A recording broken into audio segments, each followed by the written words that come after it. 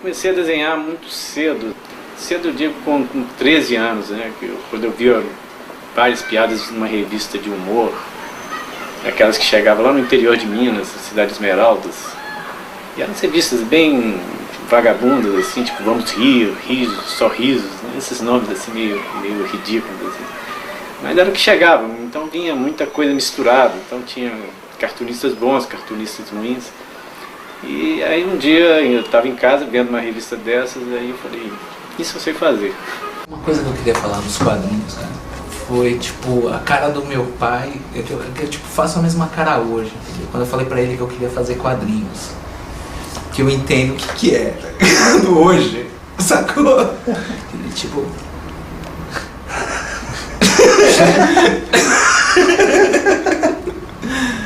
E hoje eu saco a parada, né?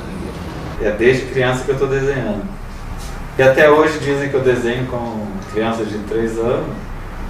Parece que eu passei 20 anos sem aprender a desenhar, né? E na verdade eu fiquei o tempo todo tentando desenhar que nem criança. Então em algum momento, com 8, 9 anos assim, falaram, vai pras artes, né? Que nem fala, vai pro judô. Eu dei sorte, né?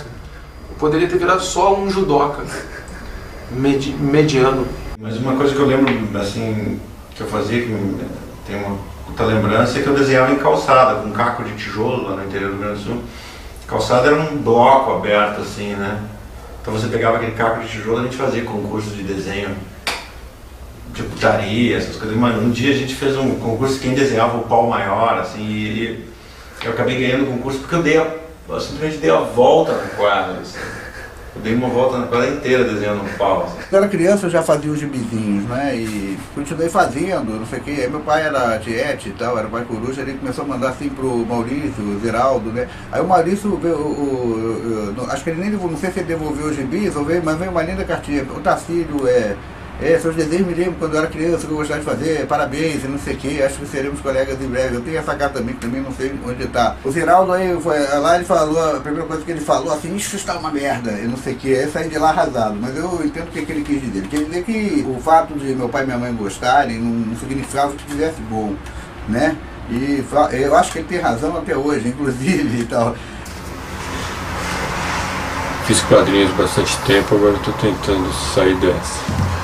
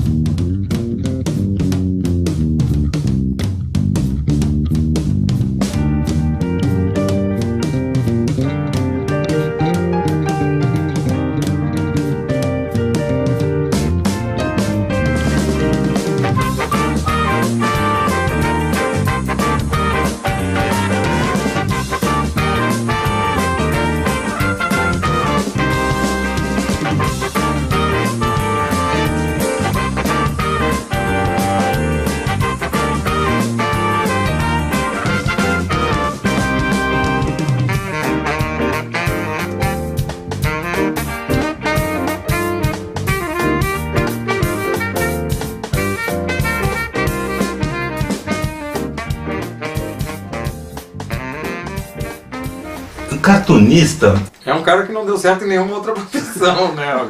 Alguém com sérios distúrbios mentais.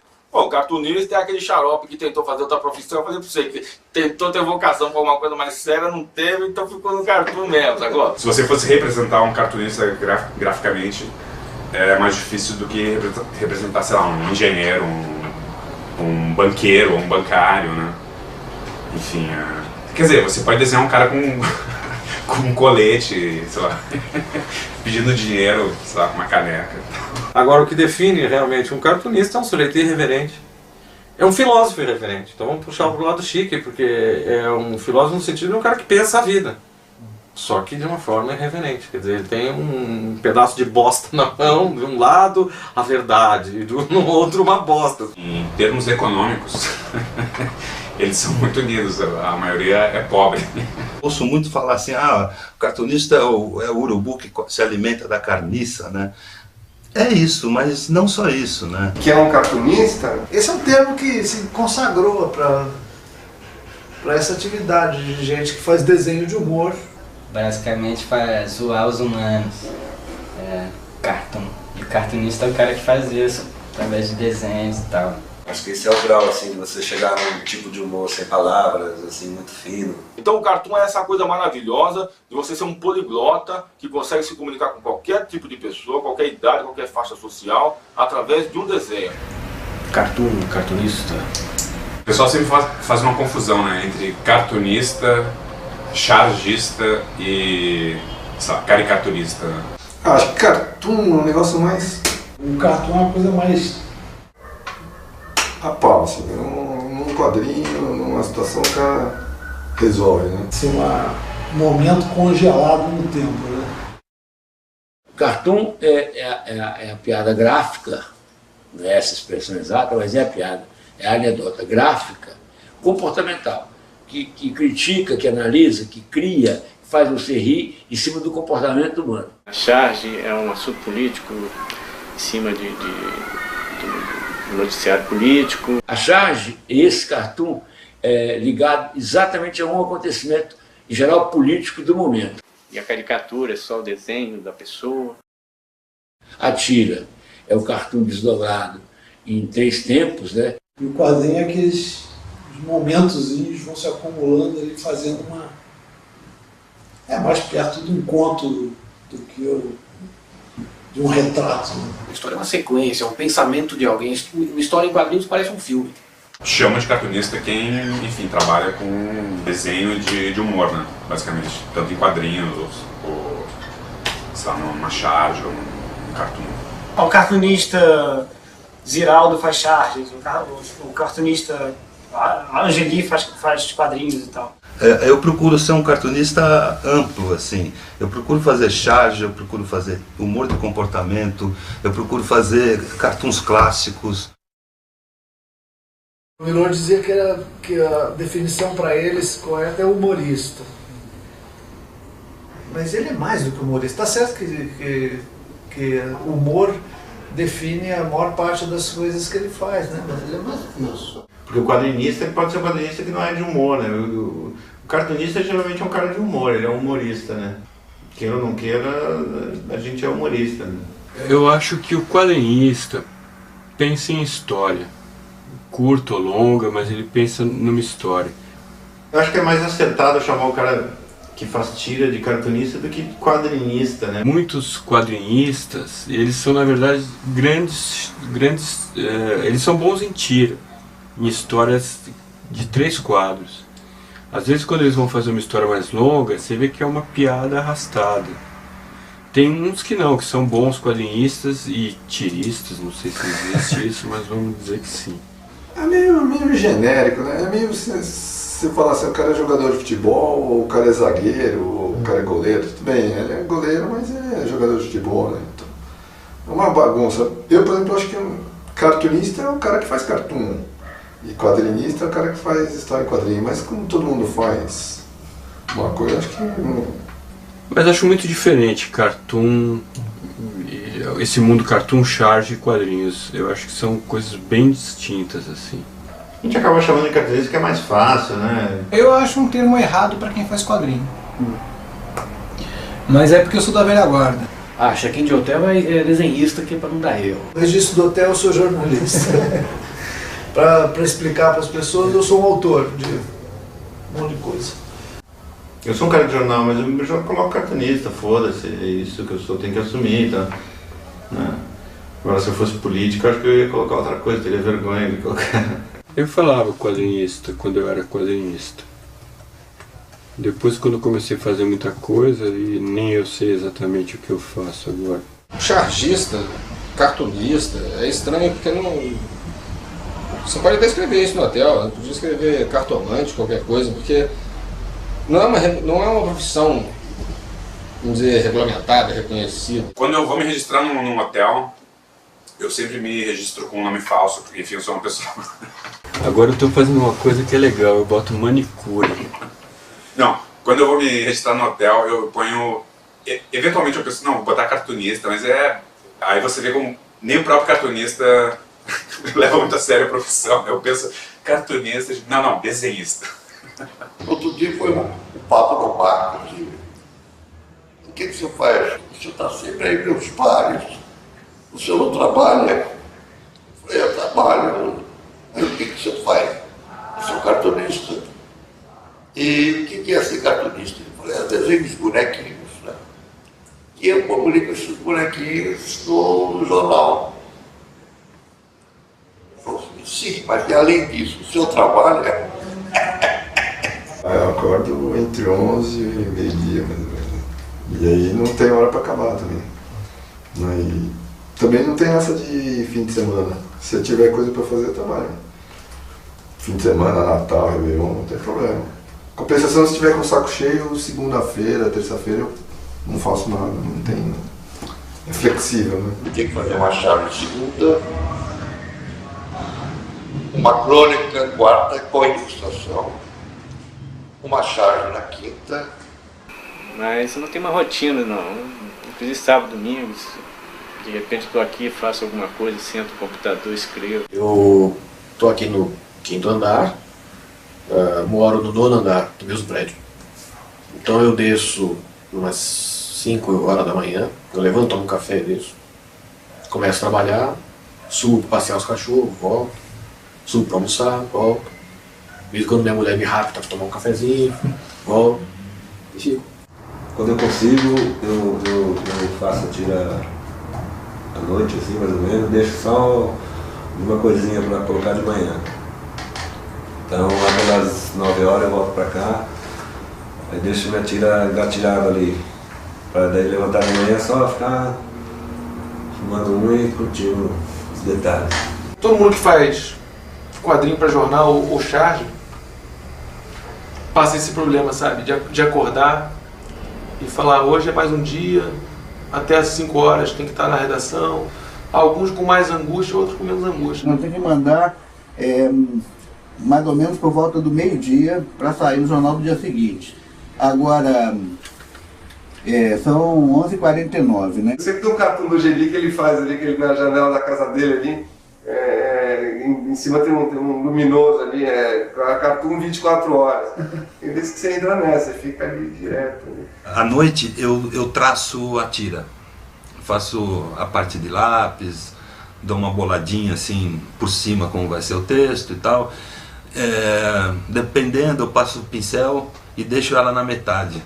Aí de manhã acordo cedo, 8h30, 9 horas, termino a tira, aí dia de charge já começo a ler o jornal em seguida. Você pega um jornal, a primeira página, dá uma olhada nas notícias e faz alguma piada em cima daquilo. Aí eu tenho que produzir a charge até as 8 da noite. Então a saída é fazer uma tira, até por causa do acelerado da hora, então eu vou fazer mais uma tira dos mosquitos. Ó, isso aqui foi que saiu hoje, então eu fiz ontem, né?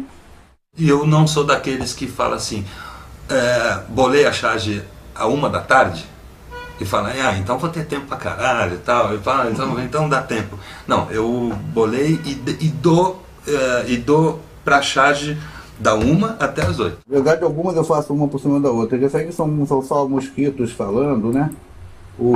Para fazer a tira basta eu pegar e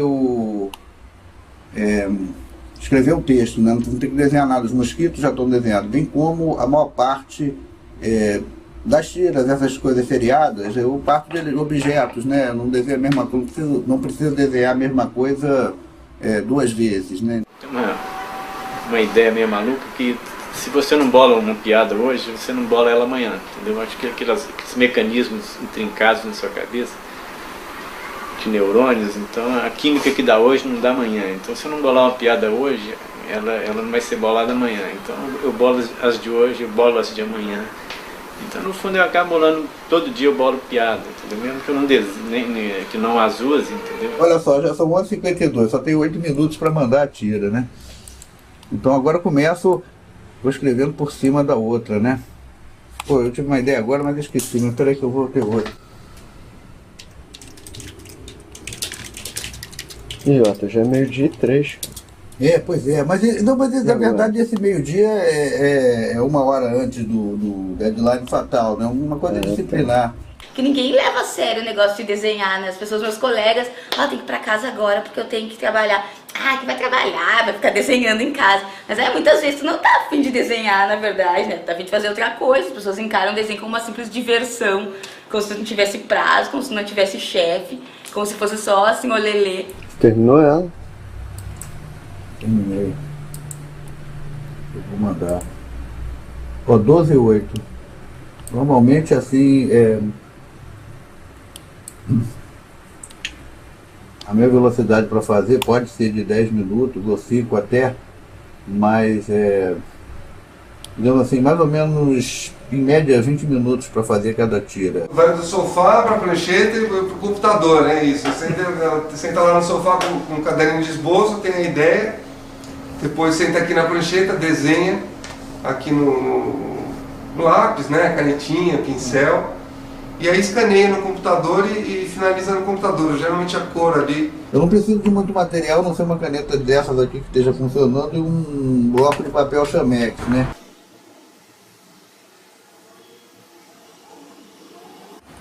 Essa é a mulher alface? Essa mulher alface. Vamos ver. Você reaproveita o mesmo quadrinho, por exemplo? Reaproveito. Quem não reaproveita hoje em dia, meu amigo? Quando você... É verdade, porque às vezes você vai desenhar uma árvore, passa um quadrinho do meio com alguma coisa e a mesma árvore com um passarinho, né? Um exemplo hipotético. Eu não vou desenhar tudo de novo. Eu sou preguiçoso e sem paciência, entendeu? Então, isso não tem nada demais também, não. Isso aí é um item que, por exemplo, isso serve tanto para fazer uma animação como para fazer os quadrinhos, né? Todos os desenhos já ficam prontos. Então sempre aparece ele assobiando, tem umas posições clichês. Já mandou a tira? Não, ainda não mandei a tira, eu acabei de me lembrar isso, peraí. Acho que está te atrapalhando, né? Mais ou menos, mas agora cronometrando, acho que foi assim, 40 minutos que decorreu essa operação, mas eu acho que também, mas aí eu parei para fazer para uma porrada de coisa, né? O que faz um bom cartunista? Bons cartoons. É isso? Ele tem que encontrar um estilo próprio para que aquela ideia dele seja bem realizada, vamos dizer assim, né? Isso não quer dizer que o cara tem que ser um tremendo desenhista, muito pelo contrário. Às vezes o cara vai encontrar o estilo dele na coisa mais porca e mal feita que existe, e aquilo ali é o estilo do cara e é legal por isso, assim. Eu desenho mal, mas agora não dá mais para convencer ninguém que eu desenho mal. Eu não sei desenhar. Ele não necessita ter um desenho apuradíssimo ou virtuoso, né? O cartunista é o cara que faz piadas legais, né? Isso para mim é o principal. Mas de qualquer maneira, o desenho de humor, o cara não precisa saber desenhar. Ele basta, é uma coisa mental. O cara tem que ter uma boas ideias e conseguir transmitir, desenhando bem ou mal, a ideia. E a coisa tem um casamento da ideia com o traço, né? Que não precisa... Não pode ser um desenho muito bom para certa piada e também não pode ser o contrário, uma piada boa com um desenho muito ruim, né? Às vezes essa ideia boa só funciona num estilo mais simples, mais limpo, é uma química interessante. O cara tem que achar que ideias funcionam com o desenho dele. Outra coisa que o cara tem que saber, ele tem que ter uma boa cultura, uma boa cultura geral. Conhecer literatura, ler muito jornal, ser muito informado. Tem um cartunista novo, né, que quer algum conselho, o conselho que eu dou nem é desenhar mais, você leia mais, né, porque eu acho que o desenho você chega lá de uma hora para outra, né, mas acho que as grandes ideias você faz com leitura mesmo, né, porque você tem que ter um procedimento muito grande de cultura para se transformar aquilo em humor, porque eu acho que o humor é uma chama, um fogo fato aí dessa coisa toda. Mas eu acho que os bons cartunistas têm isso com uma certa facilidade, assim, associar ideias e surpreender a ordem natural das coisas. Quando você vê o contrário do que você estava achando, aí você dá uma risada, sabe? Tem vários tipos de riso, cartoon, né? Tem um riso triste, tem um riso tem um riso... Mas o cara que faz rir já nem começou, já chegou lá. Então, isso depende até muito da qualidade do desenho. Tanto uma coisa tosca pode fazer sucesso, entendeu? Como uma caprichada, desde que seja... tem que ter uma alma o desenho, né? O mais importante de um cartunista é o cara ter uma visão de mundo e ser bem fiel a essa visão de mundo, né? Tem que ter alguma coisa para dizer, mesmo que seja como o Angeli fala Angeli fala isso do Adão, dizendo assim, a visão do Adão é pinto, buceta, cu, mas porra, ele tem uma postura muito forte de cu, então ele vai lá e ele coloca de um jeito que, porra, você acha aquilo lá, nossa, aquilo lá me trai uma verdade da piada de peido, entendeu? O primeiro cara que tinha comentado isso, pô, Adão, seu trabalho é de texto, né? E é verdade, né? Como o trabalho do Arnaldo também é um trabalho de texto, né? É um puta texto, né? Com um desenho que eu gosto muito, que ele sabe o que fazer, o que ele pode fazer com o desenho, que o desenho dele é limitado, mas ele fica só ali, né? E é muito bem feito aquilo, né? Todo mundo é desenhista, né? Desenho é que nem... Nossa, é nato. O desenho é nato, né? Todo mundo nasce com... É que nem a digital do dedo. Cada um tem um desenho assim. A teoria do Laerte eu acho boa, que é o seguinte: todo mundo nasce sabendo desenhar. Tanto que a primeira coisa que a criança usa é o lápis e o papel para fazer a casinha, o papai, a mamãe, o solzinho, né? E vai desenhando cada vez mais e vai melhorando o desenho, vai melhorando.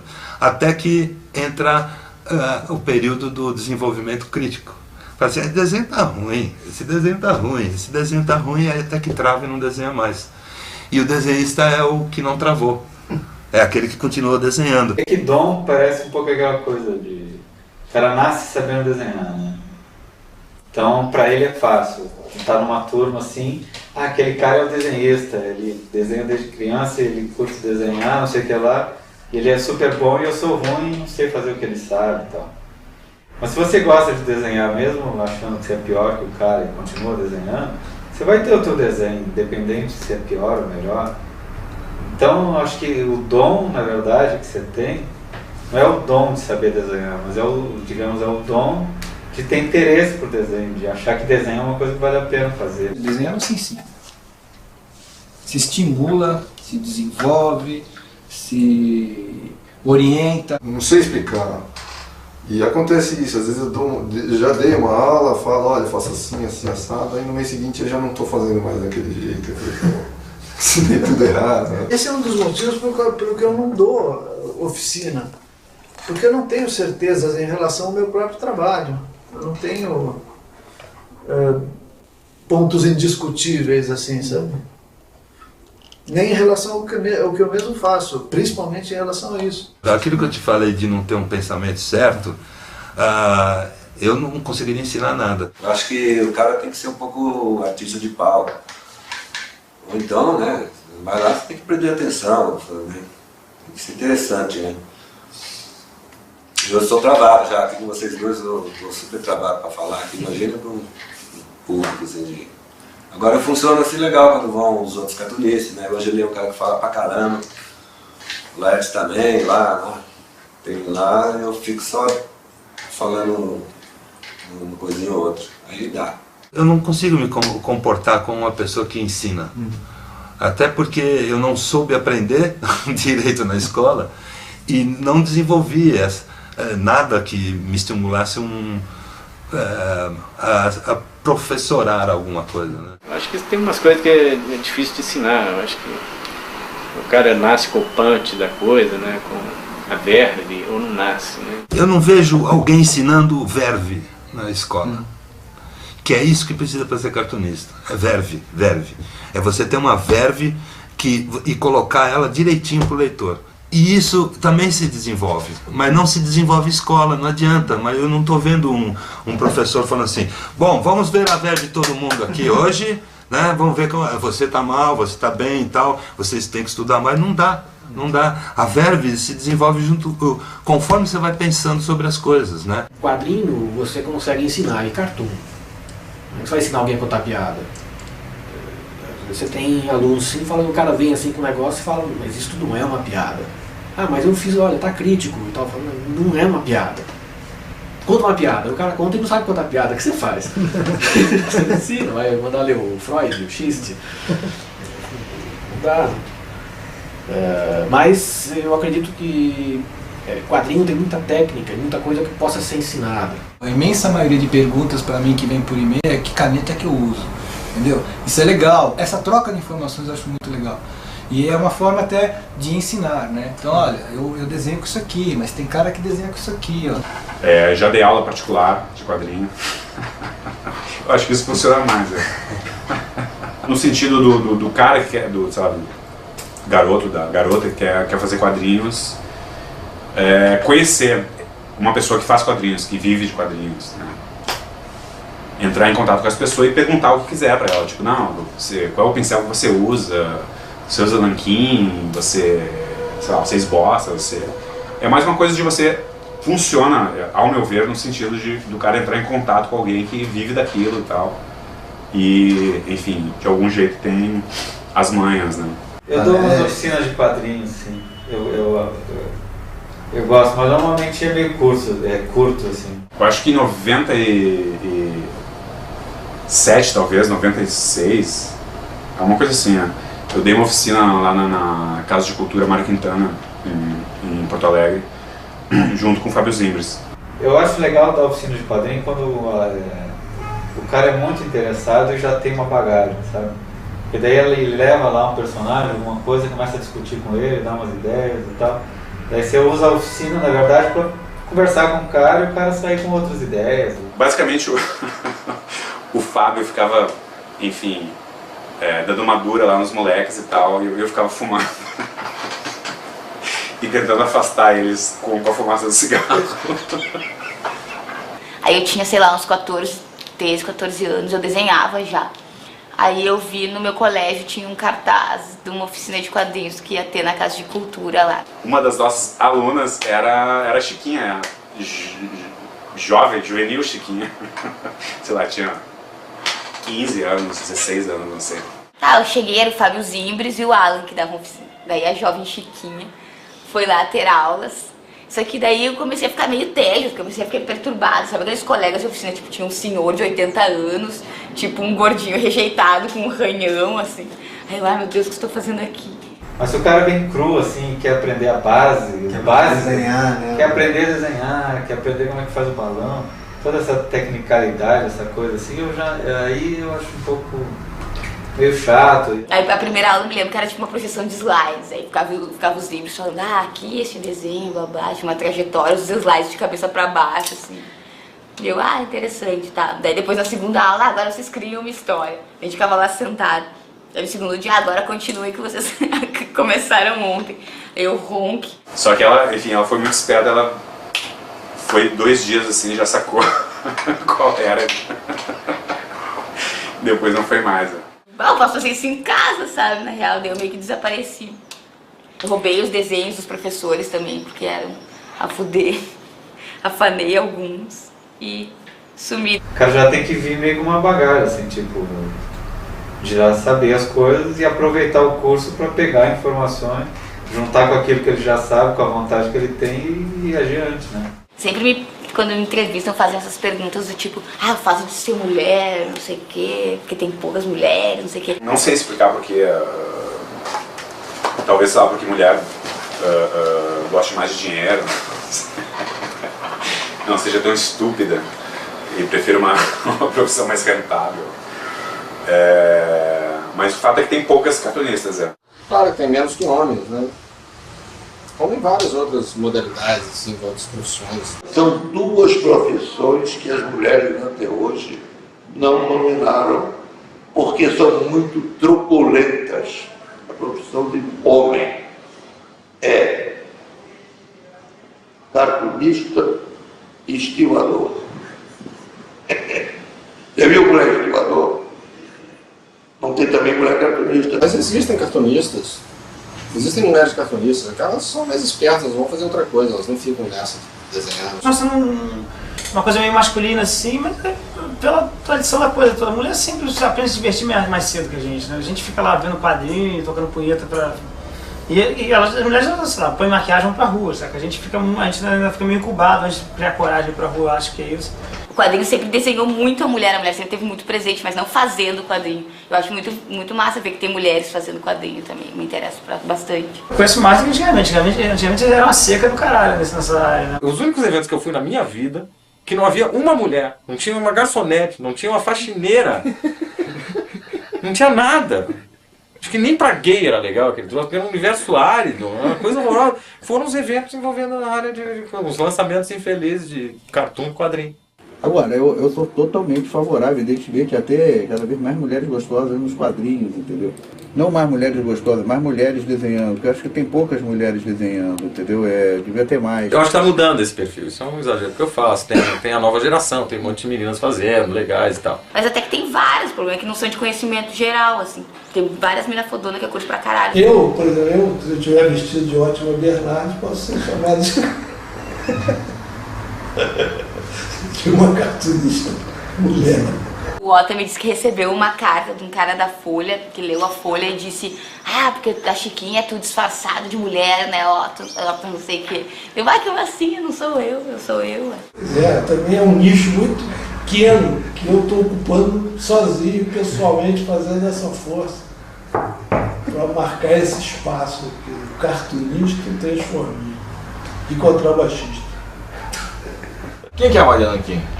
Maria Nanquim acho que não existe, não. Pelo menos eu nunca vi. Maria Nanquim, eu acho que isso é mais uma lenda urbana. Tá, Maria Nanquim, que é tipo Maria Chuteira. Se esse quadrinista fosse rico, acho que podia aparecer. Olha só, isso aí é uma lenda, não é verdade. As garotas gostam de músicos e não sei o quê. Cartunista não tá com essa bola, não. Não conheço, não. Elas existem? Manda umas pra cá, eles vão precisar. Assim, deve existir, mas em um percentual assim, muito pequeno, entendeu? Que não chega a beneficiar a classe toda, né? Bom, se existe, nunca bateu aqui em casa, mas... Só se estiver muito equivocado. Não, cara, putz, eu até casei porque minha mulher não leu meus quadrinhos.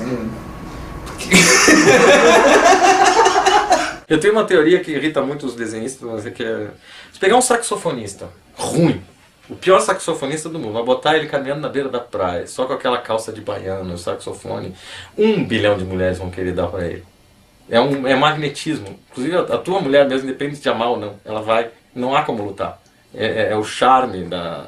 Agora bota um desenhista a desenhar na beira da praia, pode ser o Da Vinci, vai juntar velhos, nada contra, pessoal da terceira idade, e criança ranhenta. A criança, não só a criança, como vem com um ranho, ainda botando o ranho no teu desenho. Ai, que lindo! É muito deprimente. Não, cara. Alguns caras comem várias mulheres por causa de desenho, entendeu? Mas tem mulher que gosta de desenho. Tem mulher que percebe que a gente é melhor que os outros. O cartoon, ele tem a coisa do latifúndio. Alguns, né, não vamos citar nomes, os bonitões da área, fazem um estrago. O Ziraldo, por exemplo, deve ter comido milhares de mulheres. Na época do Pacitinho, a gente tinha as fazocas. Era muito interessante. Mas tem um monte de mulher que acha que desenhista que tem um lance legal, uma personalidade mais bacana, isso tem mesmo, eu percebo. Há uma necessidade de afirmação na produção da arte. Quer dizer, você quer dizer, olha eu aqui, presta atenção, olha o que eu sei fazer, entendeu? Essa coisa é um sentimento que o artista não pode negar. Então, essa coisa de o camarada escrever para abrir portas, pode incluir abrir portas para o quarto da mulher também, né? Mas não obrigatoriamente. E nem você faz sucesso com mulheres por causa da sua chave. Né? Porque o paciente é na moda, né? Quer dizer, qualquer cara que está na moda faz sucesso. Eu tenho um público grande feminino, mesmo nos quadrinhos, não sei porquê, eu sempre tive um público feminino grande. Mas eu acho horrível essas pessoas que fazem coisa para conseguir mulher, porque não conseguem de outra forma. Eu acho isso uma pobreza muito grande. Mas tem muita gente que faz. Tem gente que faz um filme inteiro para comer uma menina que parece um bagaço. Eu sei que outros cartunistas pegam várias mulheres e tudo, até alguns mais de uma por dia, mas não posso revelar nomes e tal. Mas são exceções desses caras que ou então são gostosinhos, não sei o que. Teve um tempo lá que tinha umas garotas que babavam no Angeli. O Angeli era meio estrelão, bonitão e tal, vendia pra caralho. Aqueles caras lá, os 3 amigos, naquela fase áurea do chiclete com banana, os caras é uma espécie de rock band, né? eram os popstars do negócio, né? Devia ter alguns chats lá no Grupos. Na época do Chiclete com Banana tinha muito. Tinha, pra te falar a verdade, tinha granel. Na época a gente era novo, né? Tinha lá o seu Chaves, né? Mas hoje em dia eu acho que difícil pintar uma Maria Caneta lá no... Esses dias atrás as Marias Canetas, assim, quando eu olhava, eu falei, pô, gente, nós estamos ficando velhos, né? Olha aquela tua fã lá, olha o cabelo dela, como é que tá, velhinha já. É que eu abusei mesmo, é que eu entrei de cabeça nessa coisa. Eu falei, porra, é pra aproveitar, é pra aproveitar a vida, não é pra aproveitar a vida, então vamos aproveitar a vida, né? Pô, não existe nada mais legal no mundo do que aquela menina que é inteligente, bacaninha e ajeitadinha e que fala que gosta do seu trabalho. Não é seu tipo físico que está encantando ninguém, é o que você desenha, o que você escreve. Ou isso é uma mentira que eu estou inventando só para poder justificar tudo isso. Mas também, cara, o que é uma Maria Nanquim? É uma pessoa que gosta do que você fez, não do que você é de verdade, entendeu? Pô, coitado de mim se eu fosse meus quadrinhos, né? Pode ser que algum determinado desenho tem que ter um caralho desenhado assim, explícito, né? Quando o Geraldão ficou pelado uma vez, o pessoal falou que tinha que colocar uma tarja, né? Então é bem ridículo você estar passando no ano 2000 e não puder sair um pintinho desse tamanho desenhadinho ali, né? Entendeu? Aí põe aquela tarja, comecei a botar uma tarja aí, brochava a tarja, sabe assim? O importante é assim, ele não seja pornografia pela pornografia, seja parte da história, entendeu? Até conquistar esse espaço de sair lá o Geraldão sem censura, né? Aí eu deixei ele pelado um bom tempo, assim. Às vezes eu desenhei lá no Jornal do Recife, eu desenhei um homenzinho pelado tomando banho, assim, com um documento à mostra. Eu pensei, não, isso não vai passar, que fiz um teste. Ele é recordista de andar pelado na grande imprensa do Geraldão. Será que isso passa? Será que isso não passa? Passou tranquilo, viu o jornal lá, tipo, com tudo à mostra. Porque no Jornal do Sul não passaria. Na Zero Hora não passaria o cara lá com o pinto de fora, sabe? Mas no Jornal do Recife passou, acho que os caras do Nordeste são mais abertos. Uma putaria bom, pornografia é um negócio legal, né? Mas eu acho muito massa quadrinho, assim, de putaria, tipo o Zéfiro. Eu tenho vários daqueles, tipo A Mulher e o Cavalo. Porque isso era tipo a revista pornô do meu vô, sei lá, do meu pai. Acho que foi uma parte fundamental da minha formação como cartunista, foi as revistas de sacanagem. Sou mais adepto da pornografia virtual agora, né? Mais fácil de apagar, não precisa queimar, enfim. Não gruda as páginas. Mas eu gosto de pornografia, eu sempre gostei daquela secreção toda ali, assim. Sempre que a gente coloca numa história, o desenhista, por exemplo, fica com tesão desenhando. É muito bom, tem a automasturbação, que é o desenhista que fica excitado pro próprio desenho. Esse cara tá indo no caminho certo. Eu, quando era moleque, eu tentava desenhar umas meninas peladas para usufruí-las. Aí eu vi que eu não sabia desenhar, tipo... O poder de desenhar é maravilhoso tu criar ali uma mulher que tu fica com tesão. Ver gente trepando é a melhor coisa do mundo, não tenho nada contra. Cachorro trepando é bom, qualquer coisa. Desde que trepe tá legal. Eu sou fã de pornografia, acho pornografia extremamente válido. E inclusive gosto de quadrinistas, cartunistas que, né, mesclam a pornografia ali nas suas narrativas, como Schiavon, lá que faz as histórias do Monstro Trocadas ou da Vesga. E aí tem alguns momentos calientes. Quando fazia o pornô era encher 70% do quadrinho com carne. Esse é o segredo do sucesso do quadrinho pornô. Eu já falei, um dia eu vou lançar um livro de autoajuda que são técnicas de masturbação, que é a única forma de se autoajudar. Pornografia faz parte do mundo. Tá aí pra gente usar pra piada, usar pra texto, usar pra tudo. Usar até pra prazer próprio. Eu baixo os filminhos de velha, eu gosto de velha, eu gosto da terceira idade. Tenho muito CD que é a melhor idade, terceira idade. Gosto de umas coisas meio bizarras. É o lado sombrio do ser humano, mas é um lado, ele gosta disso. Eu gosto de coroa, eu adoro desde... E é engraçado que eu já tô na idade que eu tinha que começar a gostar de menina nova, né? Mas eu cada vez gosto de mulher mais velha ainda. Daqui a pouco eu tô gostando de necrofilia. Tô perto.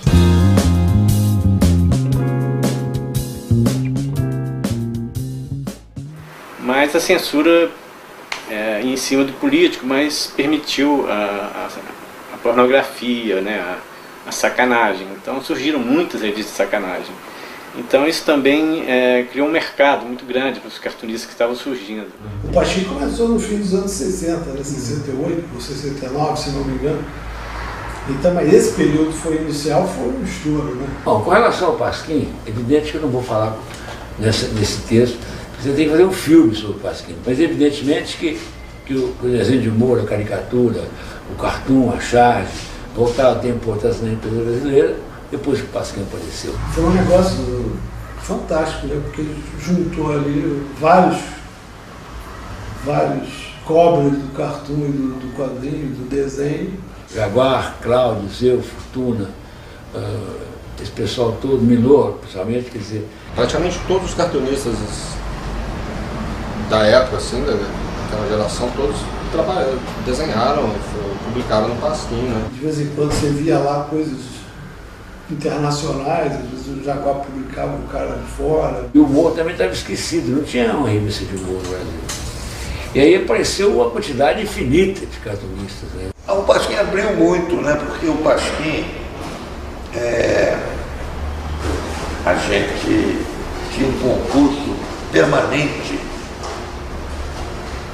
de cartoons. Então as pessoas mandavam cartoons e a gente publicava e pagava os que eram aprovados. O Ziraldo tinha ido nesse O Diário que eu publicava para dar uma entrevista e eu mostrei para ele um monte de desenhos e ele trouxe aqui para o Rio. O Enfio viu e o Enfio acompanhava meu trabalho porque ele recebia o O Diário aqui, era assinante do O Diário. E aí eles me deram uma página, então fui um dos primeiros cartunistas assim, dessa nova geração a ter uma página no Pasquim. Quando o Pasquim começou, aquele negócio tinha poucos cartunistas, hoje em dia tem dezenas de cartunistas bons em cada cidade. Não há um jornal diário no Brasil que não tenha seu chargista.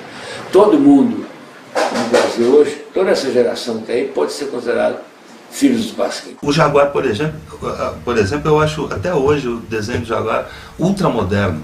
É um desenho que eu vejo não só na minha geração que ele influenciou, como várias outras que vieram depois. O Jaguar está sempre ali. Porque se não tivesse tido o Pasquim, eu acho que milhares de pessoas nunca nem saberiam o que é cartoon, o que é quadrinho, o que é isso. O Pasquim mudou um pouco a linguagem da imprensa, né? Teve um período de censura prévia, teve um período que um monte de gente foi presa. Então o Pasquim foi boicotado de várias maneiras. E era uma coisa perigosa mesmo, assim, porque o Ziraldo dava até o nome do advogado pra gente, para as namoradas da gente, para as mulheres. Que caso alguém sumisse, entendeu? Liga para esse advogado se fulano sumir, entendeu? Era esse clima.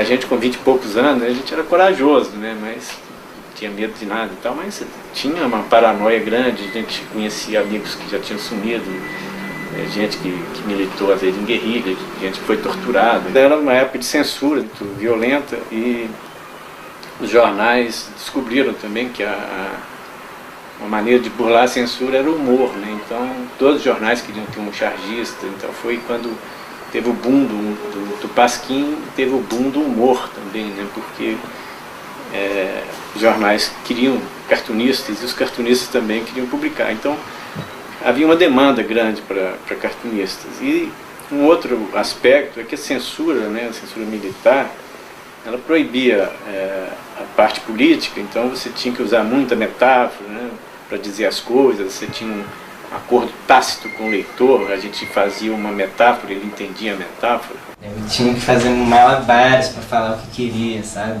no jornal. E às vezes não colava, às vezes colava. Nesse período que eu entrei ainda tinha censura prévia, que era um negócio muito maluco, né? Porque os caras tinham que mandar o material lá para Brasília e os caras realmente riscavam o desenho, porque não tinha xerox, não tinha nada disso.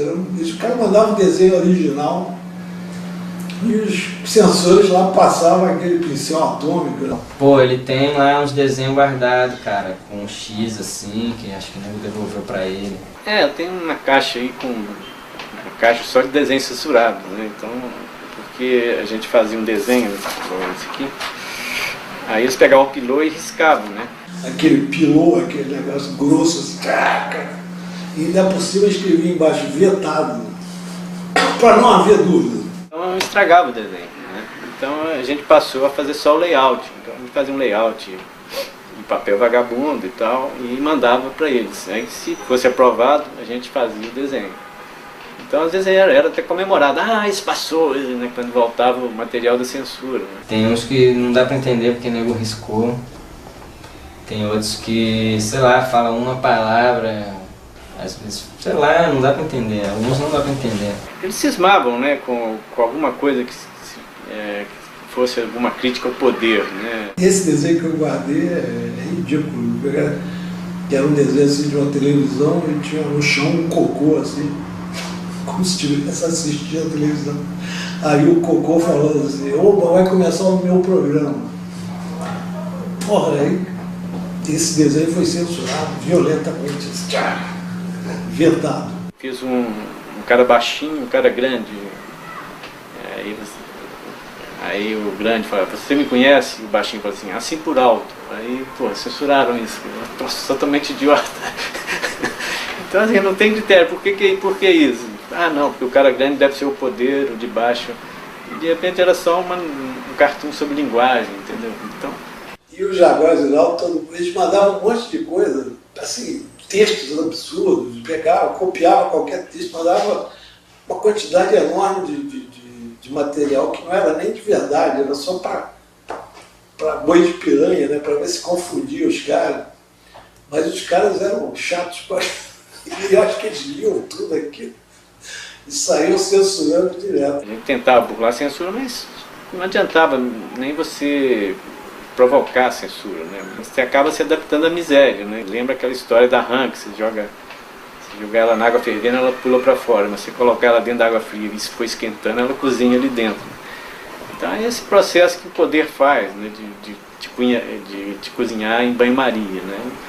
E no final você acabava fazendo um desenho idiota e se passava, você vibrava, quer dizer, você já estava contaminado com o poder da censura, né? O foco do Pasquim lá, a coisa deles era mais político mesmo, porque era um regime de exceção, aquela coisa toda, então a ideia era bater no regime, e tinha todo aquele negócio, né, aquele clima político de contestação. Tinha Guerra Fria, entendeu? Tinha dinheiro americano entrando aqui, querendo mudar consciências. Era um caldeirão de coisas, de repressão que existia, de falta de liberdade, e um mover tão intrincado que a gente não tinha outra alternativa a não ser fazer cartoon de militância. No Brasil, na época, tinha isso. Você tinha que fazer uma charge de esquerda. Você não podia relaxar um pouquinho e fazer sobre o cabelo de uma dondoca. Com a abertura, esse panorama mudou um pouco, né? Porque aí os jornais já podiam falar de qualquer assunto, né, político, e já começou a prescindir um pouco dos chargistas, né? Então o mercado ficou um pouco menor com o fim da censura, né? Então a gente partiu para outras revistas, outras publicações. Estava um mau marasmo, não tinha nenhuma revista de humor, de humor que não fosse influenciado pelo Pasquim, ou tentando fazer um novo Pasquim. Eu não conseguia publicar em outros lugares onde o editor era mais engajado, vamos dizer. O cara não, esse humor é alienado, pô, né? Já porque o tom da época era humor político, de carrasco, contra os militares, né? Se eu desenvolvo um tipo de humor, e que é um tipo de humor, por exemplo, que eu e o Laerte desenvolvemos aqui, nos anos 80, e o Glauco também, não era um humor que a gente de repente tirou do nada, criou uma coisa nova. A gente foi beber lá nesse tipo de humor dos anos 50, do Carlos Estevão, do Milor no Pif Paf, né? E a gente modernizou, injetou uns rocks ali no meio para transformar uma coisa da nossa geração. É lógico, a gente não planejou, vamos injetar, vamos fazer, foi saindo, né? A Chiclete com Banana e tal, que é o que marcou mesmo o pessoal da minha idade, assim, quase não se falava em política. Agora não era quadrinho mesmo, humor de personagens, de situações, era um lance de sacanagem, né? Drogas, esse tipo de coisa. O Chiclete com Banana foi o primeiro que teve influência do Pasquim, mas muito dos webcomics, da Harakiri, de Carnat Savage, a revista francesa, misturou coisas que antes não estavam misturadas, né? Era uma vontade que acho que todo mundo tem, né? Fetiche. Que é o fetiche de cartunista, ter uma revista de humor e tal. E aí resolvemos fazer a revista, que era uma revista para ser só o meu trabalho, só que isso se mostrou inadequado, né, para mim, porque não daria para fazer a revista sozinha, e aí fui incluindo colaboradores e aí virou, nos últimos números, era uma revista já densa, tinha textos de várias pessoas, tinha encartes. E era uma revista que ninguém acreditava que fosse dar certo no Brasil, porque todas as editoras importantes tinham tido a oportunidade de publicar e recusaram, porque achavam que não ia dar certo, que era um humor muito americano, né? A revista ainda sai até hoje, né? Então, todo mundo foi leitor de média numa época de sua vida e guarda essa reputação, né? A gente pensou que ia fazer 1, 2 números, 3 números, o máximo, né? Que era meio a tradição das revistas aqui. Só que no primeiro vendeu tudo. A gente tirou 20 mil, vendeu tudo. E aí foi numa escala. O Toninho falou, vamos dobrar a tiragem. Vendeu tudo no número 2. Chegamos a 115 mil exemplares. Era exemplar pra caralho. Pra caralho. Vendia legal na época, né? Foi um sucesso a ciclo editorial, né? O Geli chegou a vender 100 mil exemplares e tal. O Geraldão também vendia 60 mil. Era uma coisa assim que valia a pena, né? Pro quadrinho na época. Sempre teve a questão para onde foi esse público, né? Que eram 110 mil exemplares por mês. O pessoal fala que eles cresceram. Foi um boom, assim, quando começaram fazendo acho que 40 ou 50 ou 70 mil, não, fizeram 40 mil, aí vendeu tudo, tiveram que imprimir, quer dizer, o primeiro número já saiu com uma tiragem de 70 mil e chegou assim a vender perto de 200 já no ano e meio depois, virou um maior boom, né? Tem uma coisa que é traumática para mim, pro Toninho, no Chiclete com Banana, que a gente estava vendendo, a gente chegou a 115 mil exemplares, aí depois caiu um pouco e se estabilizou 60, 70 mil exemplares, né? Quando tinha Rebordosa na capa, ou a história dela, subia. Ou Bob Cuspe. De resto era sempre 60, 70, né? E... por que eu estou falando isso, caralho? Mas naquela época ela ficava pendurada na frente na banca, né? Onde hoje fica pendurada a Playboy, esses revistas de fofoca, essas coisas, ficava média e ficava lá nos postos. Então, isso surgiu um mercado, cara. Começou a surgir o início de um mercado. E isso acabou com lembrei, Fernando Collor. Porque a gente vendia 60, 70 mil exemplares na edição antes do confisco que ele fez. Na edição seguinte a gente vendeu 8 mil exemplares. 8. E para uma revista sem receita publicitária, a gente vivia de banca, o retorno da banca. Não, é a morte, você não consegue se manter. Chegou a virar a venda 200 mil, tá? Mas era o média, vendia 100 mil. Já quando houve esse negócio, essa quebra desse hábito, do dinheiro ter sido confiscado, as pessoas pararam de comprar aquilo que eu falei antes, aí caiu já, acabou ficando em 40 mil, e depois foi caindo para cada vez mais, né? Na época do Collor a gente manteve o animal meio assim, respirando, funcionando por aparelho, assim, né? Porque a gente ia lá, mantinha a redação sem dinheiro. No ano do Collor mesmo a gente tirou 3 números só. Só depois que a coisa meio voltou um pouco mais ao normal, a gente começou a fazer de novo mensal. No ano do Collor foi assim, segurando o negócio. Quando teve aquela outra crise lá, foi uma crise assim, várias revistas, principalmente a de quadrinho, que dependia de venda de banca, não dependia de anunciante, essas coisas. Fechou mesmo. O 23 estava pronto quando a gente não tinha dinheiro, assim, estava pronto mesmo, tudo traduzido, acho que até o Fotorito feito, e não pôde entrar na gráfica porque aquela época de inflação, aquelas merdas todas. Outra coisa, reparem que não tem o preço aqui, isso aqui era uma simples ampliação da capa. Isso aqui saiu numa época de inflação, era tão disparada que o preço era a última coisa que ia ser impressa, né? Tinha, ó, tá vendo?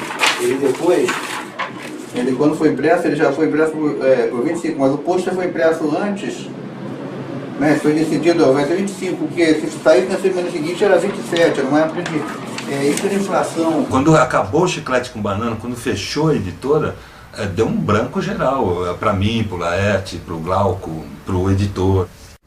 Por causa da crise das bancas, né, que não se resolveu até hoje. Nos anos 90 acabou a festa dos quadrinhos em banca e todos fomos para a livraria. Só álbuns, coletâneas de coisas antigas ou graphic novels inéditas, mas é tudo em livraria. Então, acho que hoje em dia eu também tentei entrar nas bancas de novo, mas tive uma experiência meio assim, que não foi muito legal assim, em termos de venda. O lance da banca de jornal é o seguinte, ele é um espaço que ele é só para coisas efêmeras. Vai sair uma revista com notícias, daqui uma semana não vale mais nada, ou uma revista um mês, alguma coisa assim. E quadrinhos, a gente sabe bem que você pode comprar uma revista de 20 anos atrás. Então a banca nunca vai suportar esse tipo de produto, né? Mas eu senti que dá para você vender bem livro. Que a minha vendagem nas bancas provou isso aí, né? Que já não tem mais aquele consumo, né, da nossa geração, né? Os meus quadrinhos já saíram completamente da banca. A Globo já decidiu isso. Toda a coisa de quadrinho que eu estou fazendo está sendo vendida em grandes bancas, que são meio livrarias, e em livrarias. Porque a banca, que na época da história do quadrinho do Maurício fazia sucesso, até o Pererê chegou a vender 150 mil exemplares, você tinha 60 itens, 100 itens na banca. Hoje você tem 5 mil itens numa banca grande. Você tem revista para tudo. E surgiram as outras versões baratas, né? Que o gibi não é mais a única, que antigamente era, mas agora tem jogos, tem RPG, tem internet, tem facilidade de ver filmes toda hora, né? TV a cabo, DVD, essas coisas assim. Tem dois tipos de leitor, né? O que era que nem eu, que folheava as revistas Chiclete com Banana na banca para não pagar. E o cara que quer ter em casa o livro também, entendeu? Não sei, cara, acho muito caro, meu, essas paradas, sei lá, cara. Eu não tenho vontade de gastar tanto num gibi assim, coloridão e todas essas bostas aí. Não tenho essa vontade de ficar juntando coisa, não. É ruim pro público porque acaba saindo mais caro, mas por outro lado ela tem uma vida maior, porque a banca também ela vai ficar um mês e vão recolher.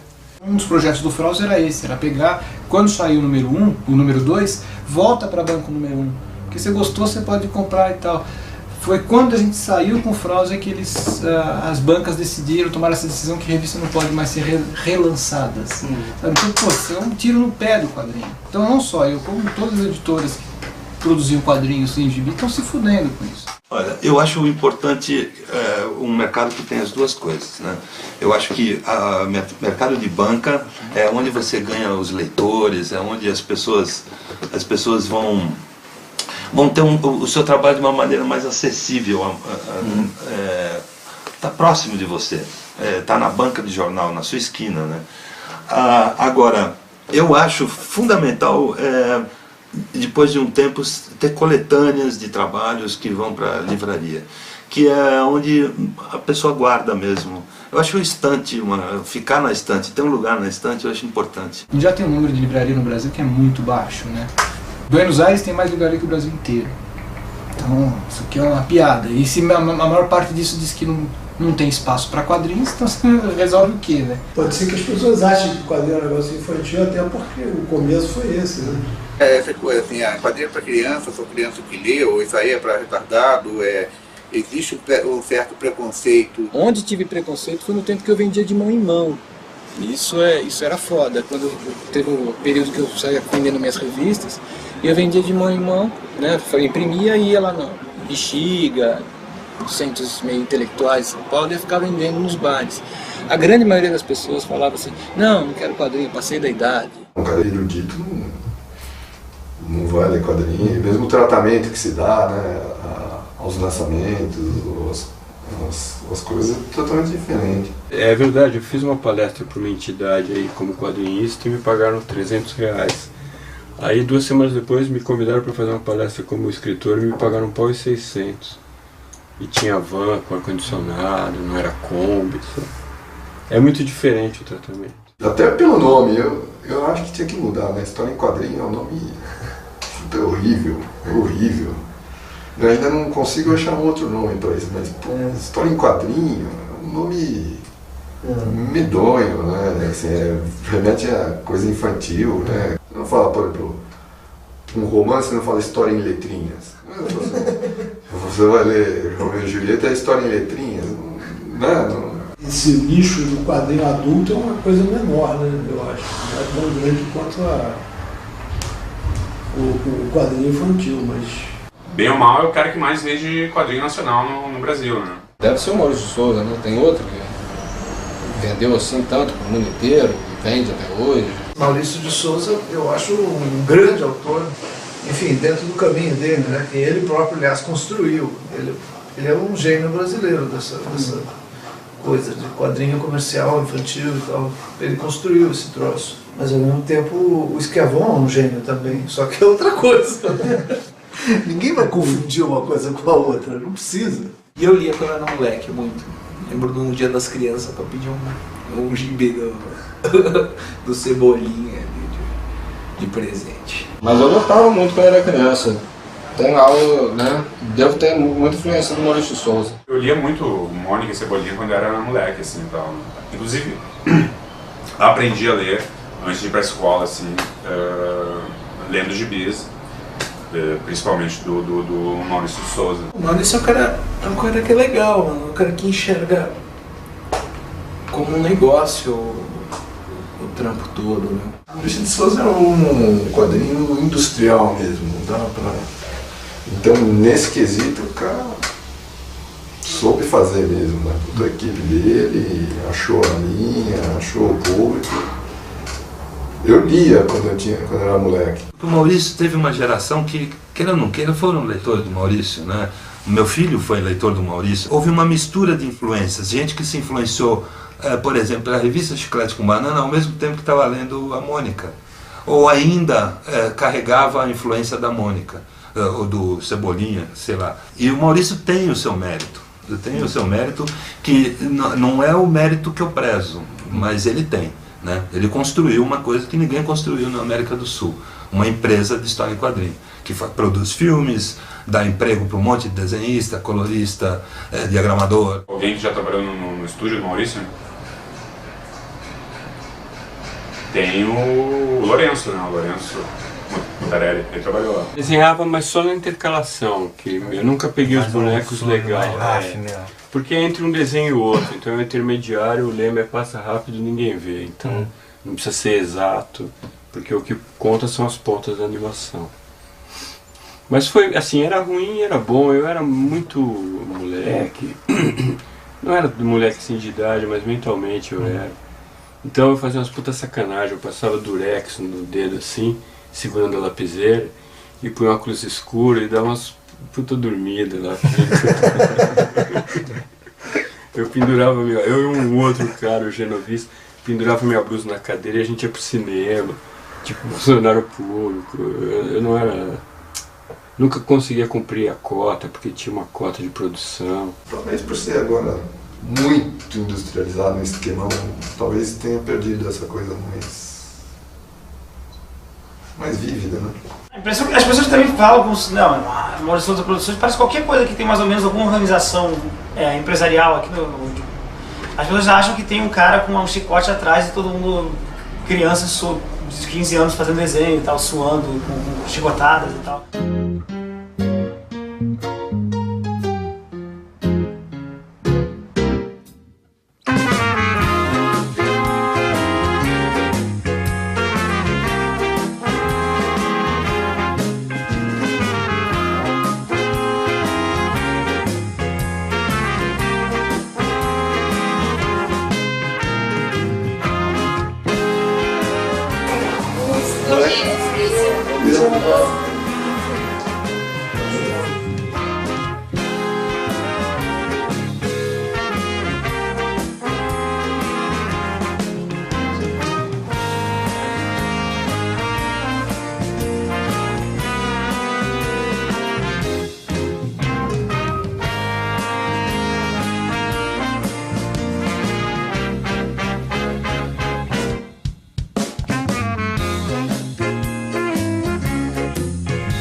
aí, vamos lá? Vamos lá então.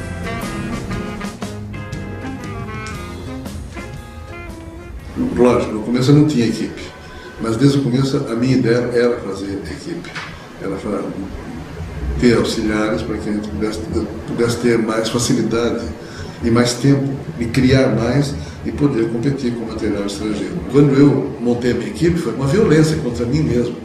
Puxa, alguém vai mexer no meu traço, na minha letra, no meu desenho, depois no meu roteiro. Nossa, cada uma dessas foi um parto. Mas eu tinha que fazer, era a minha proposta. Mas normalmente o desenhista, ele não gosta de que mexa. Eu vou mostrar para vocês o passo a passo.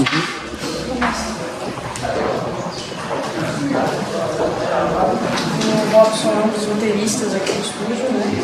10 roteiristas. Além do Maurício. Além do próprio Maurício. O Maurício eventualmente também faz algum roteiro, desenvolve alguma história. O roteiro é passado para o Maurício, né? O Maurício avalia todo o material nosso e, se aprovado, é passado para o desenho.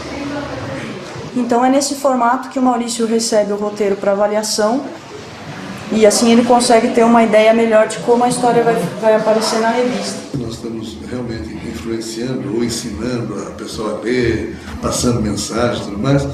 Isso nos dá também muita responsabilidade. Todo o material que passa na minha mão, eu olho com cuidado como se fosse material que vai para o meu filho, que acabou de aprender a ler.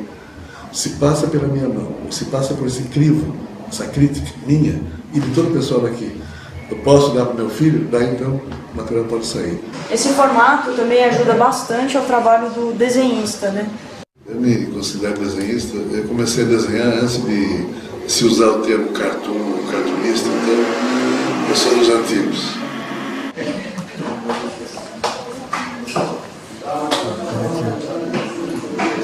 Gustavo é um dos desenhistas, então ele recebe o roteiro com a aprovação do Maurício e aí, seguindo as indicações do roteiro, ele vai fazendo as ilustrações da história. Os desenhistas precisam seguir um padrão, né, do Maurício, né, o estilo dos personagens. Quando eu comecei a desenhar, muitos anos atrás, o meu pai, que foi um grande artista, maior que eu até, mais completo do que eu, e não deu muito certo, porque ele não sabia administrar, ou se administrar. Ele me sugeriu, Maurício, você vai fazer mais ou menos o que eu fiz? Então desenhe de manhã e administre à tarde o que você vai fazer. E eu fiz mais ou menos isso. Aí depois da letra a gente tem esse trabalho que o Reginaldo está fazendo aí, que é da arte final. Então ele vai cuidar dos efeitos de movimento, perspectiva, textura, sombreamento. Por isso que o pessoal trabalha com as penas com diferentes espessuras de traço. Né? Traços internos geralmente são mais finos, os traços externos um pouquinho mais grossos. Né? E é essa variação de traços que vai transpor, né, todos esses efeitos no desenho. E resolvi fazer a coisa industrialmente. Eu vou fazer para enfrentar a concorrência de igual para igual. Do jeito que eles fazem, eu vou fazer. Eu fiz e hoje nós somos líderes de mercado no país, estamos entrando em outros países, mais ou menos ameaçadores também, junto aos nossos concorrentes. Nós estamos passando hoje por um processo de transição. Nós temos uma parte do material sendo arte finalizado normalmente e outra parte feito no computador. Então o pessoal tem usado um programa, né, que consegue reproduzir bem próximo o que é o traço do arte finalista na prancheta.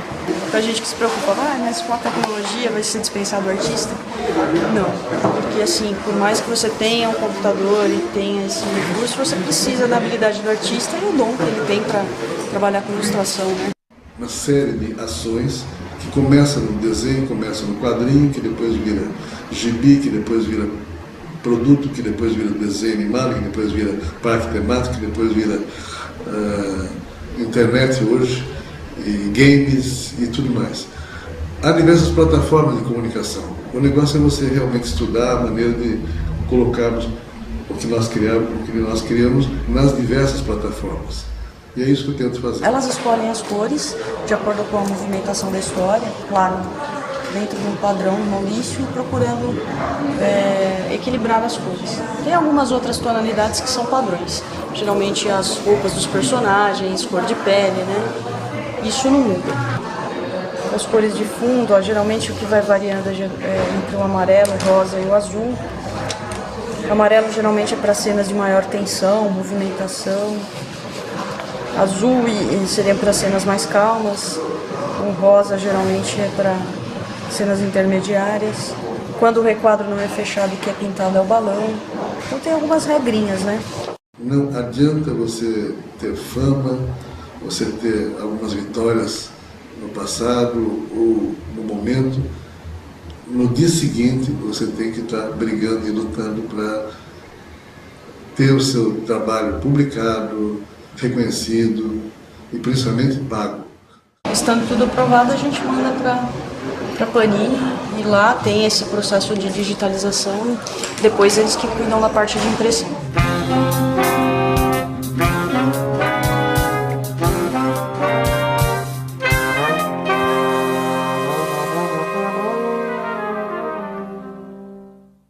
Eu acho que a grande vitória da nossa geração de jornalistas, de artistas principalmente, foi avançar nesse sentido de ter liberdade de exprimir o que pensa, né? Aqui no Brasil o nego fala que liberdade de expressão, mas é mais ou menos, né? Tem coisas que você falar, você responde, processos e tal. Você tem que ter um cuidado extremo assim com o politicamente correto. Não tem jeito, saca? Você jamais vai poder fazer uma piada hoje em dia, tipo assim, ridicularizando um grupo social. Você não pode ridicularizar o gay, a lésbica, o negro, a mulher, de jeito nenhum. E aí é meio delicado isso, e aí muita coisa vai beirando pro politicamente correto para justamente evitar o maior número de processos possível que você conseguir, cara. Já aconteceu processo por causa de algumas charges, né, da época que eu pegava muito no pé da PM, com razão, fazia muita charge de violência, né? Quando eu desenhava na Brasil, por exemplo, na revista Erótica Brasil, lá eu aprendi um monte de coisas, né? Porque era uma revista, apesar de ser revista erótica, era totalmente politicamente correta. Então quando eu era moleque, eu falava assim, o traveco, lá não, lá se eu ia desenhar um travesti, era a travesti, lá que me ensinaram isso. Não, você não escreve o traveco, Márcio, você escreve a travesti, sacou? Então é tudo assim, por incrível que pareça, é tudo politicamente corretíssimo, você tem que tratar tudo com o maior respeito. Foram processos assim, de policiais, não da polícia militar. Eu já tive algumas advertências até já tive uma advertência uma vez da polícia militar, assim, mas o processo mesmo foram de alguns policiais que se sentiram ofendidos por algumas charges, né? Inclusive eram charges que faziam alusão se eu não me engano, que faziam alusão não à truculência da polícia, mas à penúria da polícia, tipo, salário, esse tipo de coisa. São coisas meio exageradas, né? O politicamente correto é bom até certo ponto, mas para o humor não faz muito sentido. A censura politicamente correta tá ficando muito perigosa, né? Então acho que ela veio para substituir uma grande censura e muito pior até que a da ditadura, porque na ditadura eles te prendiam, o negócio te prendiam. Agora não, agora eles querem te processar, querem fortunas, entendeu? É um negócio complicado. O negócio politicamente correto é uma importação do sentimento americano. Quer dizer, aquela sociedade do meio oeste americano, a maioria silenciosa americana, é muito enquadrada, entendeu? Então fica esse negócio de você vir com essa hipocrisia de não poder chamar preto de preto, ou não poder brincar com ele, chamar ele de crioulo se você gosta dele, tem que chamar de afrodescendente. Eu acho que você pode chamar o cego de deficiente visual, eu acho que é uma besteira. Por que chamar de deficiente? Eu acho muito mais depreciativo do que chamar de cego. Deficiente visual. Esse Steve Wonder é deficiente. O cara é eficiente pra caramba. Ele só não enxerga, mas ele é eficiente. É um cara mais eficiente do que muita gente. Ele não pode se chamar de deficiente. Acho uma sacanagem. Certas palavras não podem mais. Isso afeta assim a realidade, né? Então você não pode hoje fazer, às vezes num programa de humor você não pode botar fazer um sketch com um cara com arma, entendeu? Porque não, a criança vai ver, você está incentivando a arma. Você não pode botar bêbado. Você não pode... Entendeu? A realidade vai sendo editada, né? Se bem que o politicamente correto deu muito motivo para piada também. Chamar o anão de verticalmente prejudicado. Você não pode querer virar babá de todo mundo, né? Tá tudo infantilizado no Brasil. Então, hoje se faz um humor infantil porque essa estrutura está empurrando todo mundo a fazer um humor infantil. Né? O meu cartoon é muito pesado, quer dizer, muito pesado no sentido de que ele é um cartoon chamado, que eles chamam de humor negro, que é uma palavra racista, inclusive. Humor negro porque é um humor amargo, um humor pesado, mão pesada. Não é porque tu é politicamente incorreto que tu tem que ser, porra, preconceituoso ou idiota, isso não tem nada a ver. Mas, porra, piada é piada e o que tu acha é outra parada. Não necessariamente a mesma coisa. Piada, às vezes é engraçado. Relaxa, estão levando piada muito a sério. Piada não é pra levar a sério. Quando a piada é boa, ela passa por isso, sem problema, sabe? E a função do humor também é isso, é provocar, né, uma reação. Então, não há problema que arranquem os cabelos por aí, fiquem histéricos, façam pirraça por causa de uma piada. A função dela também é isso, da piada, né?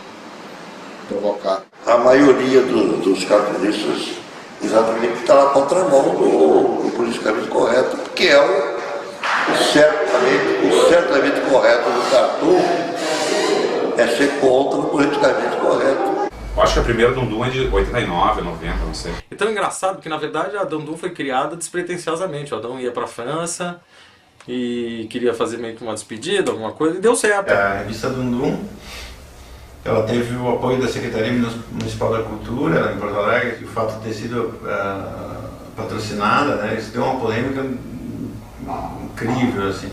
Teve o apoio da prefeitura, que na época era uma prefeitura lá do...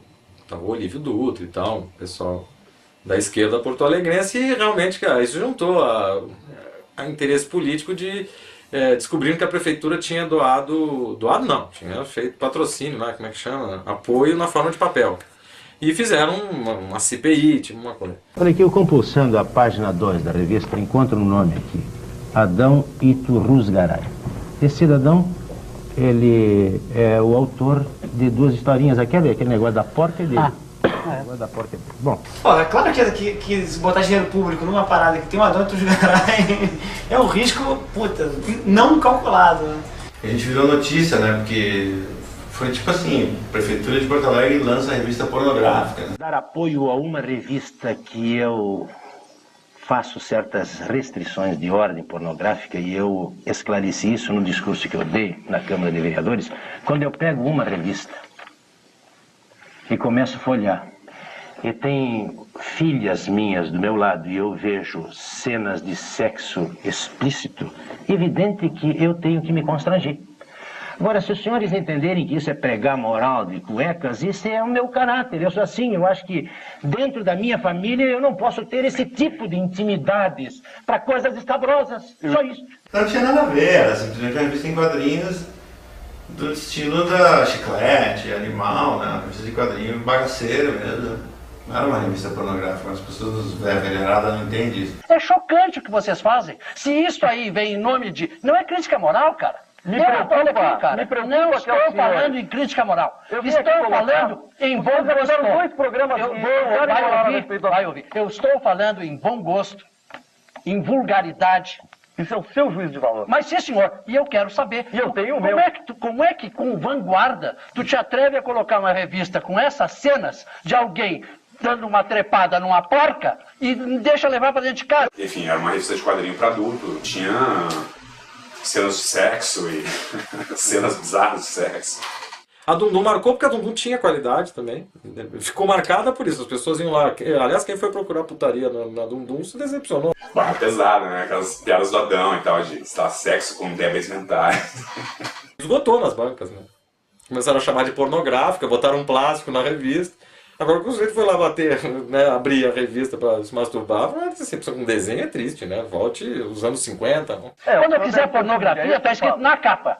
Agora, a revista de vocês vem com um nomezinho muito engraçado e muito inocente, e o que tem lá dentro é pornografia chocante, de mau gosto, grosseira, na minha opinião e do telespectador. Então vamos retomar o debate. Qual é o conhecimento que os senhores têm da produção de quadrinhos mundial? Porque, em primeiro lugar, eu gostaria que as pessoas falassem com respeito. E a gente trabalhava na prefeitura também, eu e o Gilmar, então a gente tinha tinha também um outro lado de corrupção, né, e de uso de verba em benefício próprio, né. Se esse cidadão estava em regime de dedicação exclusiva, não poderia trabalhar para esta revista e trabalhou.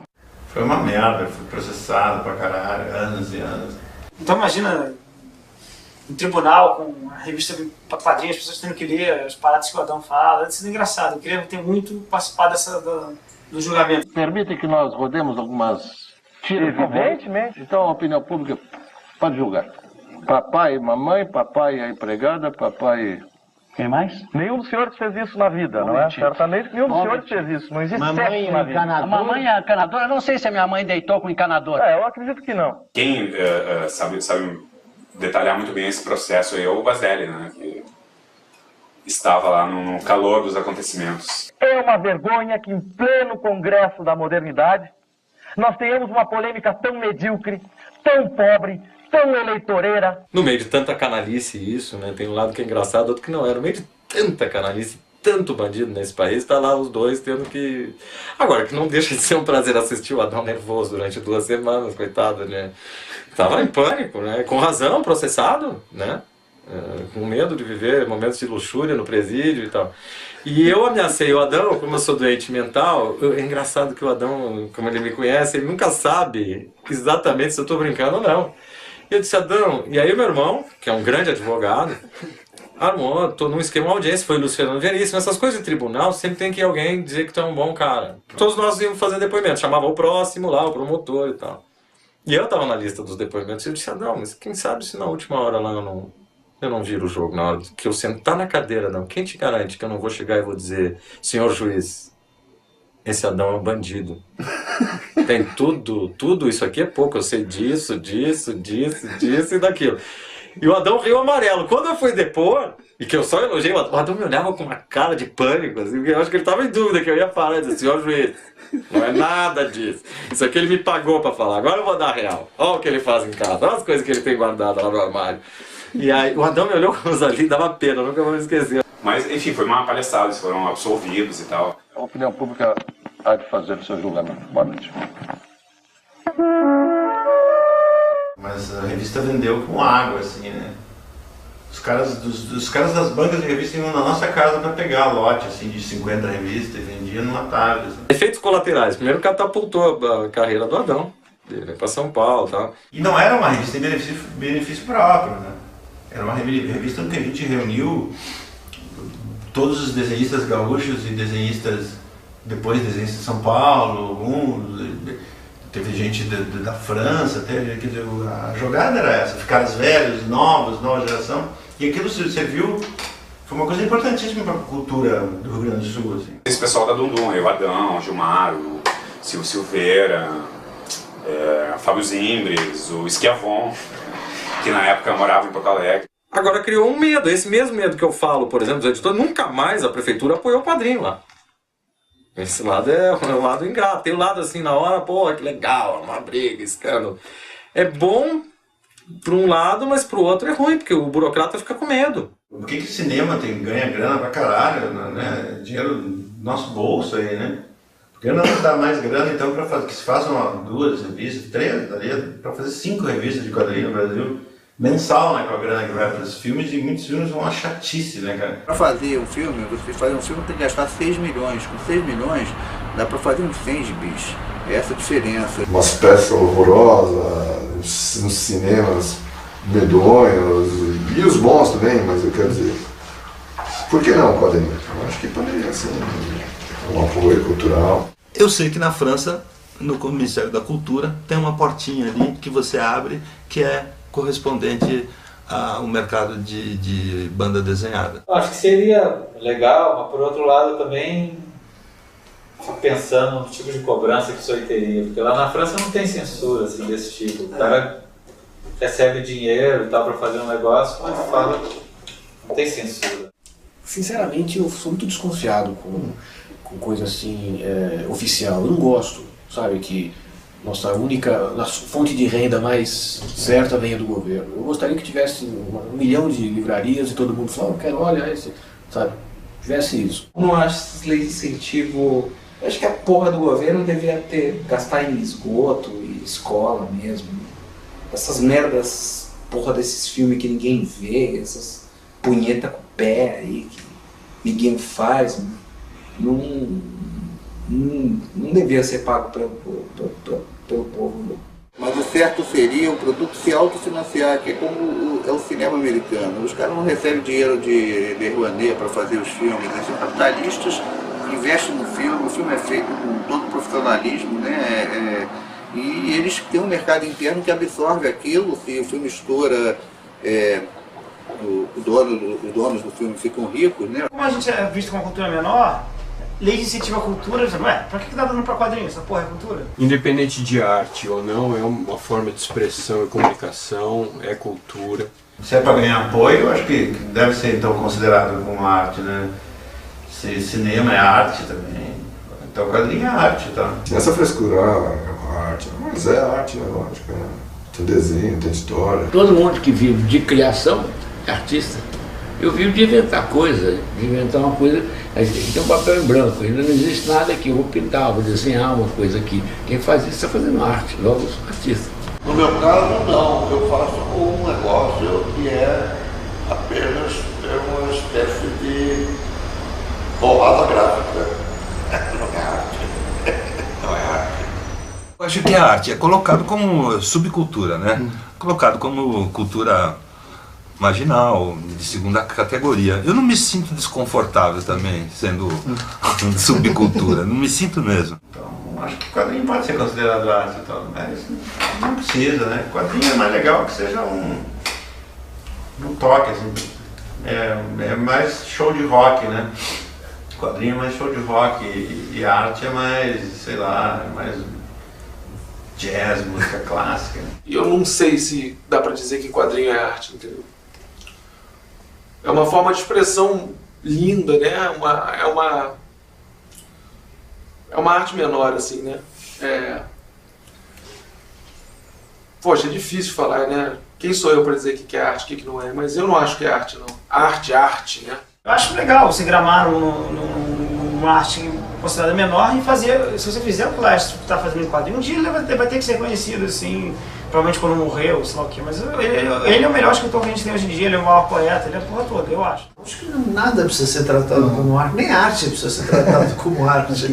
As propostas do que a gente chama de arte não são nem um pouco difíceis de você chegar nelas e estabelecer alguns critérios também, assim como para quadrinho, para cinema, para qualquer coisa. Até às vezes parece uma coisa meio arcaica, assim, hoje em dia, você pensar num cara que ainda existe um cartunista e tal. Mas é o tipo da coisa que não acaba também, né? Sempre vai ter, que nem o circo, o teatro, né? Todo mundo faz, vai acabar nunca. Às vezes o cartunista fica ultrapassado, né? As novas gerações vêm com muita outra qualidade, com outro tipo de informação, com outro tipo de ajuste com o seu tempo e tudo mais, e o cartunista já chegou a um ponto que ele não quer provar mais nada, que ele já saturou o desenho dele e tudo mais. Por exemplo, eu faço muito menos, eu nem faço cartoon mais hoje, mas não me aposentei. Se você me pedir um cartoon, eu faço cartoon, eu faço charge, eu faço ilustração de humor, entendeu? Mas eu não sinto mais necessidade de fazer o cartoon com compulsão, como eu tinha antes. Entendeu? Mas eu aprendi tudo o que eu aprendi ao longo da vida no trabalho que eu continuo fazendo. Muda um pouco. Não tem Viagra para cartunista. Enquanto fizer com tesão, não tem aposentadoria assim, não. Agora, aposentadoria financeira podia ter, né? Mas se tivesse, eu tô na fila, porque eu vou fazer 30 anos agora.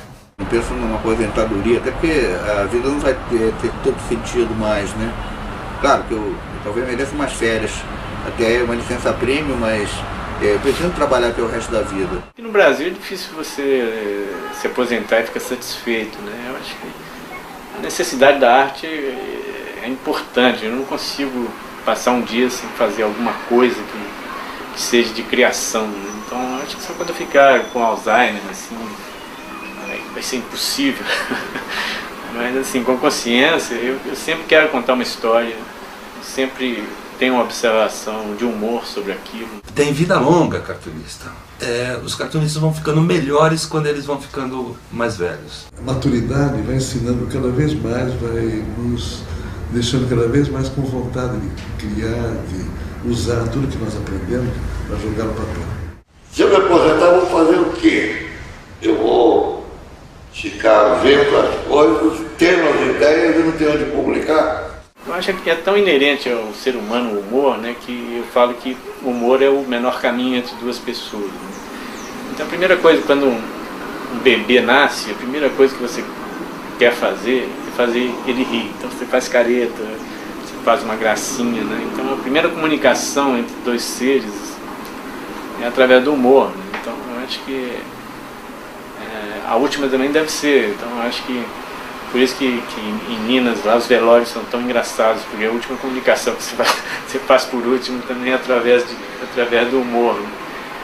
Então eu acho que, como sou mineiro, acho que da vida até a morte tem que ter humor no meio de tudo isso. Né?